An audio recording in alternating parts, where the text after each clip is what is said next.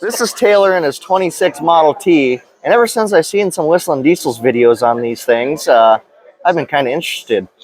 So, Taylor, let's talk about your Model T. So this was my grandfather's 1926 Ford Model T two-door coupe. He built 7 of these back in the 60s, 70s, and 80s as a hobby.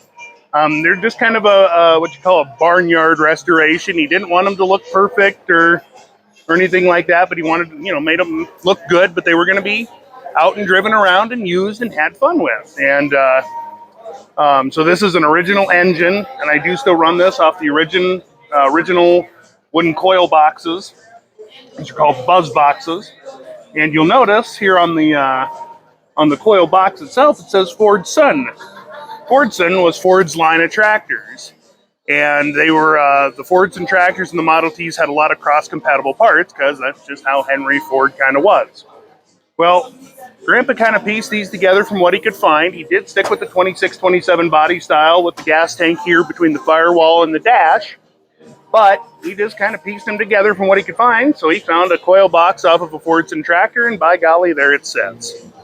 So, my brother, Matt Burtz, did quite a bit of work to this to get it up and running, and it had been sitting in one of Grandpa's sheds for quite a few years, and the engine was locked up, and carburetor needed some help, and a bunch of other stuff. He put new tires on the front, and did a really, really good job getting her up and running again, bringing her back to life. And then here a couple of years ago, our dad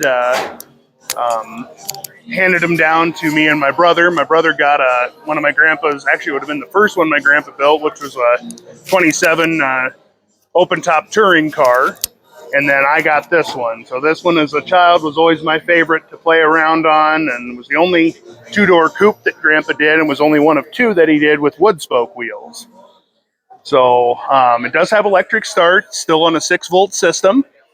And in the cold, it actually starts pretty decent, but, if it gets a little less than 20 degrees, she don't like to start. You can actually hand crank start it if you'd like. And most people disabled those. Most people disabled those when they restore these. Right, yeah, because they can be a little dangerous, because if you don't know what you're doing and how to set the spark correctly, they will kick back in. They have the potential to break your wrist, your thumb, or your arm. There's a thing, actually a deal back in the day called the Ford fracture. Breaking your thumb, breaking your wrist. And these do not drive like a normal car. So I can show you, kind of inside here. So you've got 3 pedals on the floor, and they don't do what you think they do. There's no gas pedal. Gas, your throttle, is literally this lovely little lever here on the column. And this controls your spark, advance, and retard. And you've got your lever here that goes forward and back. Middle is your neutral. All the way back is your parking brake. All the way forward will set you into high gear. Now, the way this is driven, once again, you're controlling your throttle up here on the column. You hold that left pedal in with the lever in the neutral position.